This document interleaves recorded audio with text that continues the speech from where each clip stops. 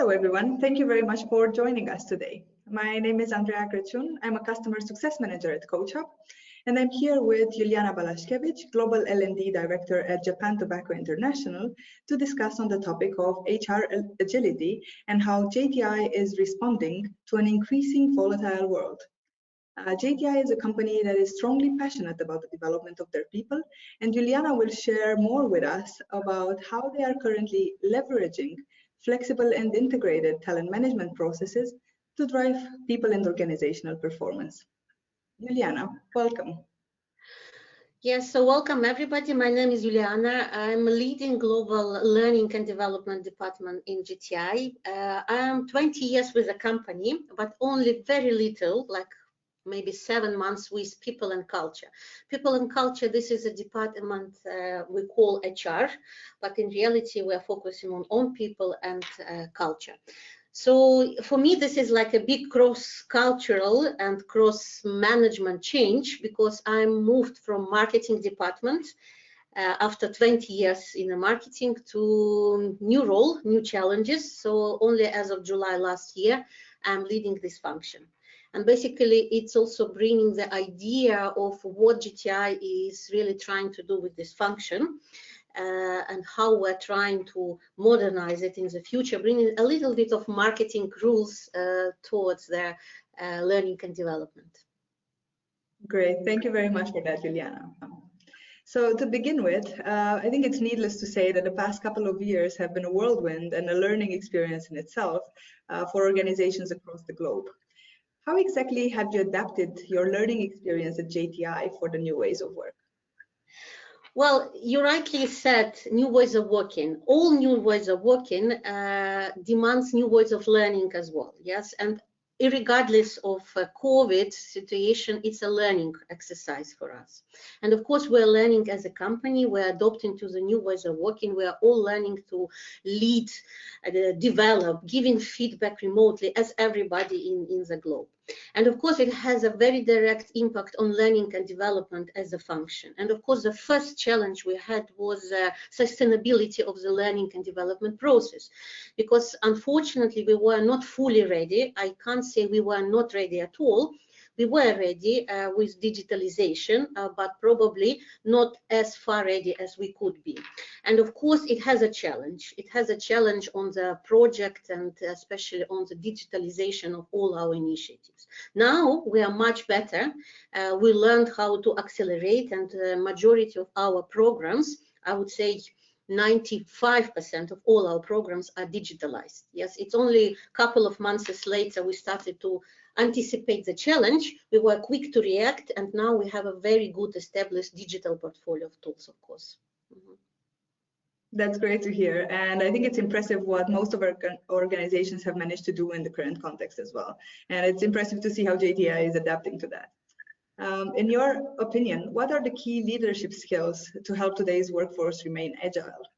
Yeah, well, I think itself in the nutshell of agility is prioritization, and this is basically what we need to do now in the current circumstances, because we have a lot of new projects coming, a lot of new exciting things on our agenda, but we need to make a priority, and this is what we really focus in JTI, applying not only agile methodologies on prioritization, but also looking how we could embed agile culture and mindset.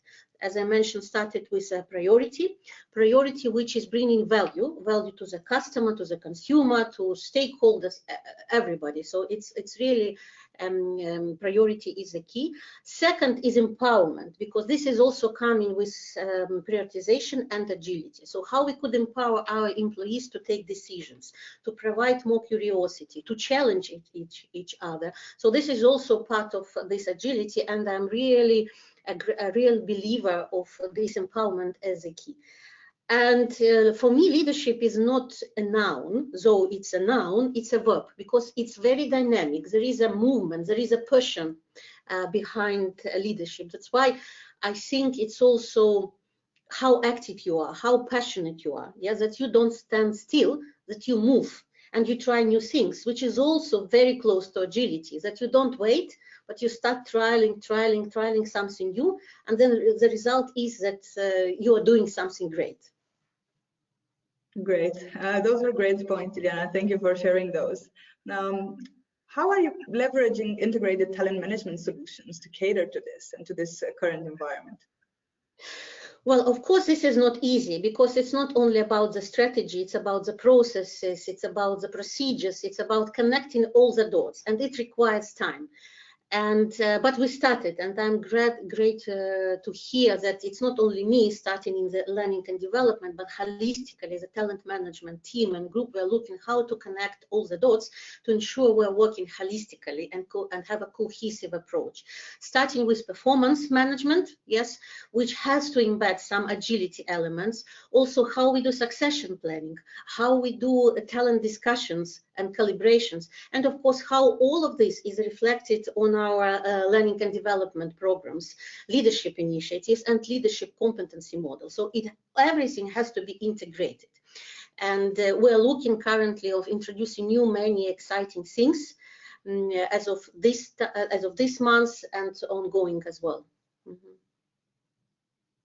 Great. It's great to hear that it's such a cohesive approach also on everything related to learning and talent development at the moment in JTI. Can you share with us a bit about the challenges and opportunities that this remote learning has created for JTI? Well, I think opportunities are endless. Yes, challenges will also be there. So that's why probably let's do not look on the challenges because they always come with opportunities, but you need to trial, as I said, yes. And opportunity number one currently is accessibility, yes, because we're all working remotely, and for us in L&D it's a good opportunity to trial, as I mentioned, digital tools which are more accessible to everybody, regardless of where you are situated, in Japan or in America, in Europe or in Asia. You have an access. You have an access to learning and development solutions and tools, which is great. Yes, I think this is a key learning and a key must for us. Also, opportunity of sustainability, as I mentioned. We don't want to stop learning and development process only because we have a travel ban or there is other thing we couldn't probably foreseen in the future. Yes, so sustainability for us is a key and one of the strategic priority because learning and development never stops. It's a circle, yes, and we can't stop. So this is our main mantra now, that we can't stop. We need to continue and find the way to be creative, to be productive, and continue developing our employees, giving the chance of constant ongoing evolution. Great. How has digital coaching helped you with this digital environment and digital remote learning? I think that the introduction of digital coaching came right in time. So there are certain projects which appears right in the process, right in the middle of fire, and this was this digital coaching for JTI because we were in the middle of COVID, and of course we were looking how we could support better employees, yes, how we could give support not only from internal resources, supporting their well-being, etc., which we have a lot in JTI, but also from external point of view, yes, providing an external coach to guide, to help, to navigate through this storm, which nobody was ready and even couldn't expect. And that's why our pilot was extremely successful. So we received such a great feedback that now we have a lot of markets who really want to implement this coaching, digital coaching on the local level, which I think it's a great appreciation of the global project, because global project started as a pilot and now we're expanding it because of the great demand. Yes, collaborative learning in JTI becoming one of the priority. And we are putting a lot of focuses and efforts to ensure it's right embedded into our learning culture. Great. It was actually great to see the engagement from JTI as well around digital coaching, and I think it's one of the most important initiatives in this adapting to new ways of working and revolutionizing, being creative a bit with the learning solutions that you offer inside JTI. So another very important topic nowadays is around psychological safety. So how are you ensuring psychological safety of your teams in this increasing volatile world? And what part does digital coaching play in this as well? Well, I think GTI is doing a lot of things now to support employees, and it's not easy, of course, because we're all struggling. We're all change the way we're working, yes, the way how we structure even our meetings, how we cooperate, etc. And there are a lot of great initiatives within the company to ensure we have a proper support, yes, starting from introduction of special helpline, finishing with various well-being initiatives on the local level. So definitely this is a huge effort put from PNC community, from our XCOM team to ensure people have time to stop, digest, and think about themselves and their families. And of course, coaching plays a very important role here. I think if we look on the percentages, yes, of people who said about coaching, previous coaching programs, majority of them are saying that they were using coach to support them, either to support their personal journey, career journey, or maybe to cope with some personal challenges. Yes, and I do hope there were conversations about how the coach could share also what tips and through the questioning navigate our employees to find time for themselves, yes, and to understand what is working, what is not, and to stop and see the world differently. So of course, I think coaching plays a very important role because it's a conversation. It's also support from others, which is so needed this year, these strange times we are all in. Yeah, you are right. We all need a bit of external support to help us cope with this new environment. Apart from the psychological safety bit, have you seen other benefits from digital coaching so far? Of course, yes, it's not only about psychological safety. Other benefits is development, yes, and this is how we use also coaching. We want to use coaching to support our high-performing employees, for example, to achieve their career ambitions. Yeah, that's why we are providing coach to probably channel conversation into career development or into challenging, into tackling special skills required, yes, to achieve this or that ambition. So the role of the coach and the plan, how you use it, could be very diverse. Yes, its outcome is very important, but how you use it, it's up to you. I mean, coaching. Yes, so it's a great opportunity to have an external coach to help you. And I think if somebody has a chance of having a coach, use it at the maximum. Use it at the maximum. Would you recommend digital coaching to other companies as a solution to help with workforce agility in general? Yes, I would recommend coaching and always recommend coaching. Yes, it's not only to support agility, it's to support any employee through the life, the cycle, yes, talent cycle in the company, because you would always need somebody to guide you, navigate you, help you. Will it be a mentor? Will it be a coach? It doesn't matter, but it has to be somebody to support you. And of course now, within the COVID, to have it on a digital format is also a great benefit because you don't need to travel, you don't need to spend, I don't know, additional time on that. You just press the button, agree your session with your coach. It's easy, it's very convenient, etc. And from a technical, operational stuff, it's good when there is a support from a company, there is a service team around, that your needs and issues are addressed quickly. So I think this is also a benefit from, let's say, preparation admin work. And benefit for the employees, because when they're sending their thank you note to us, to their suppliers, of course, this is very encouraging and motivating to continue doing all these programs. I think that the introduction of coaching and digital coaching came right in time, yes, because we were launching and piloting our digital coaching in the middle of pandemic. And of course, this initiative was very needed, and I'm glad that we found a very trusted partner like CoachHub, and the company helped us very quickly launch this project, this initiative, and we received an amazing support and learnings as we started doing this project. Yes, and this is why now, in a couple of months, we are considering of expanding this project and making it more global initiative and suggesting also localization for the markets, asking them or how they could also support their local employees, yes, using the coaching, because coaching is now becoming a in our DNA, I would say, yes, a part of our learning and development, our blood and heart, yes, if I could say so.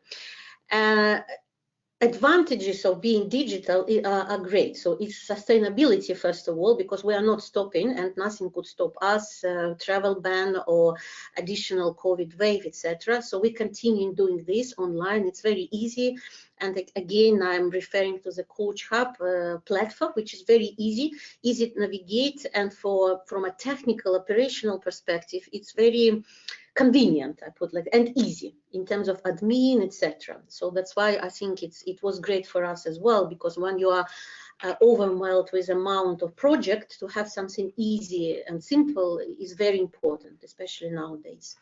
And accessibility, yes, because this program is accessible to everybody regardless of your location, because you have a coach speaking any languages, and time zones are irrelevant in this case. So that's why, again, this is a huge advantage of having it on a digital format. Great. Well, thank you very much, Juliana, for that. It was a great feedback, and I'm really excited to be working together for such a long time and implementing this digital coaching in JTI as a whole. And it's empowering to see how you are reshaping and rethinking people development. Is there any other advice that you would like to offer to companies who are looking to cater to the new ways of work and improve their people development programs, initiatives, and so on?